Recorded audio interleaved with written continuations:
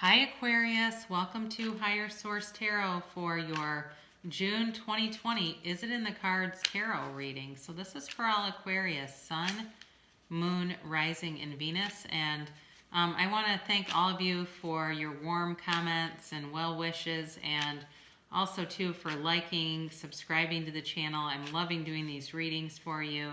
And I really appreciate the support along the way. So we will continue. And if you're new here, I'd love to have you as a subscriber. If you want to tap the bell, you'll be notified when new videos are posted. But if you don't like the notifications, I basically read every week, okay? This is kind of an extra thing I added. And so because this is a love reading too, if this is your sun sign and it doesn't resonate, you might want to check your Venus or your moon and see what's going on over there. So had quite an interesting mix of readings, so we'll see what is going on here. For Aquarius in June for love, what is the guidance, please? The guidance, please, for Aquarius for June in love. What is the guidance here? Okay.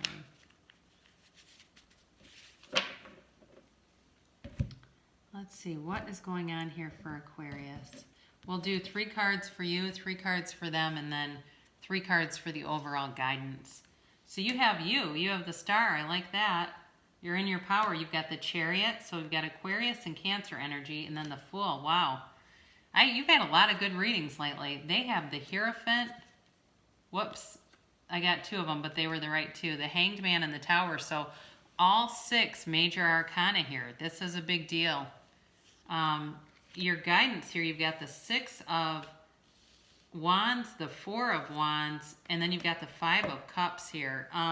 You've definitely got a commitment coming, but I feel like they're dealing with something. And they've got something going on here that's causing a lot of sadness for them, but I don't feel like it's related to you. I feel like you're going to be more of a support system. And an interesting connection, in the major arcana, the Chariot is what the 6 of Wands is in the minor arcana. So you definitely have like victory, success, moving forward. Very nice reading overall, but I do feel like, again, there's some element here, and I don't know if this person, what I'm getting for them is they might become unemployed. I hate to tell you that, but I do feel like there's some kind of change that gets them very sad. It might also be like a loss of somebody or a pet even.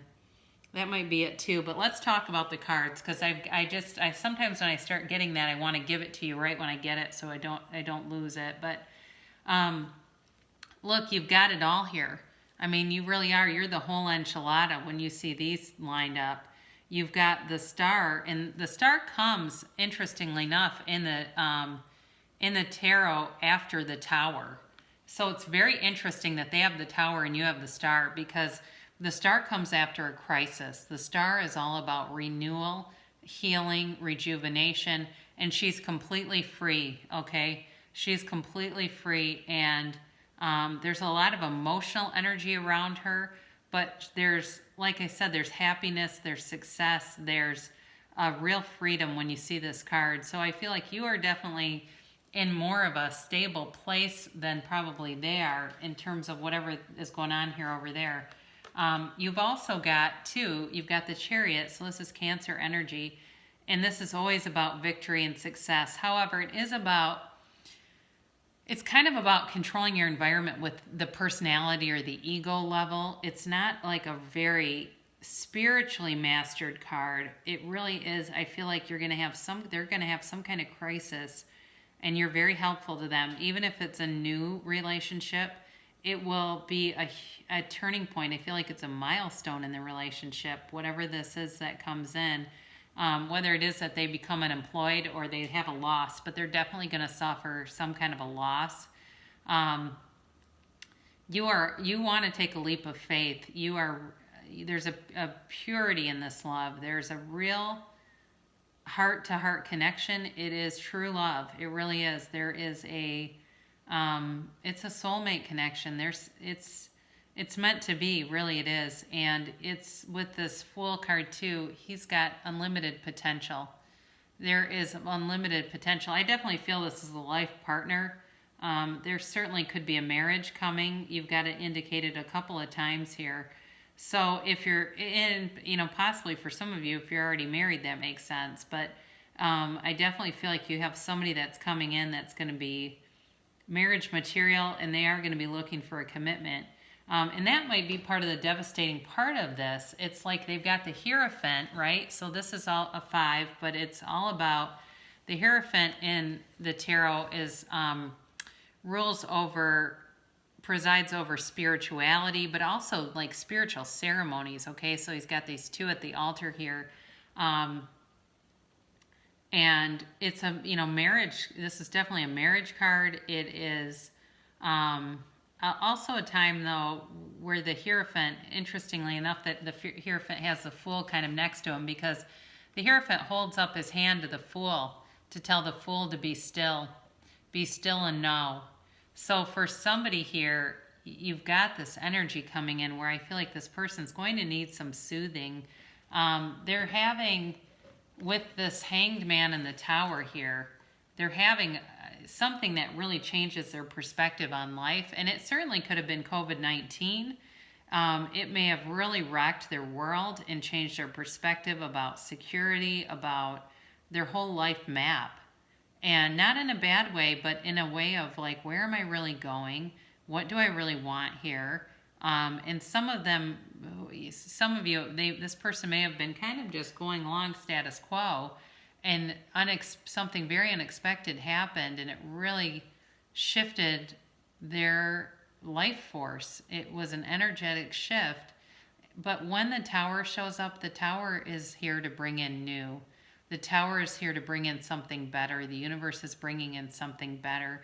This, with the Hanged Man too, it's all about surrender to win, letting go of old ideas and letting new ideas come into this person's awareness. So let's pull a couple archetypes before we go on, because these have been really a nice addition, I think, to the reading. So I'll pull the first one for you. These are from Carolyn Mace. They're archetype cards.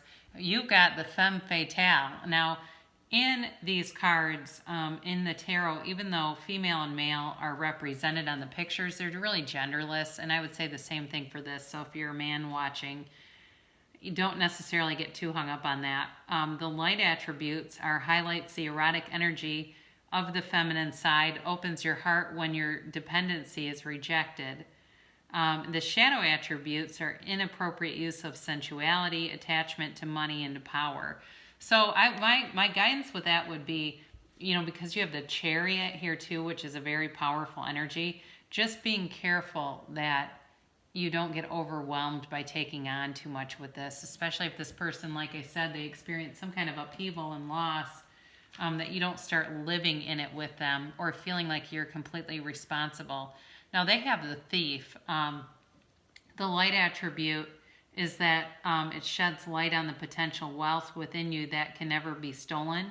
So if they do have a job loss, they need to understand they're still complete. They still have everything they need internally. The shadow attribute can be stealing money, creative ideas, affection, or the other's powers that you think you lack. So the caution with that is just not to panic, I think, and just if it's something like that. But again, it makes sense because they've got a loss, and then this card shows up. So the overall outcome here, you've got the 6 of Wands, the 3 of Wands, and then you've got this 5 of Cups. And I feel like the 5 of Cups in this is whatever happens with them with this Tower, it shifts their focus a little bit. They're down in the dumps for a while here. I don't think it's going to be, the rest of the year by any means, but I do think it's a time of grief for them. And some of that too, for somebody here, if they're looking long-term and want a marriage, they lose their job and they're going, how can I do that now? Because I don't have, they're feeling sort of a lack. But overall, with the 6 of Wands and the 4 of Wands, there's definitely going to be action taken here. Somebody here might end up running down to the courthouse even in the next couple of months to just say, let's just not put all this pressure on a ceremony and let's just do it. But it's true love. There is love here. There is a real celebratory energy about this relationship. I definitely feel it as, a time of union, a time of even having kids together. It's serious. This is not just, this is not just a couple of coffee dates. This is about a long-term commitment, and there's success here. And I really feel like I almost would have liked to have seen the Five of Pentacles here, just because I feel like you're their ride or die. There's a strife here, but it shows the loyalty, the commitment, and the staying power. It's like, look, I don't turn into a puddle when life happens, because there's always pain in life and suffering's optional.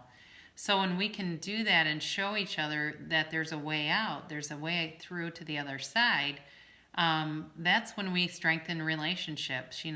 This is not, there's definitely somebody here that's very strong and supportive. So I do feel either way, regardless, there's something that goes on with this person that really, you are kind of a beacon of light for them. I wouldn't have minded to see the Hermit here too. That comes into my mind.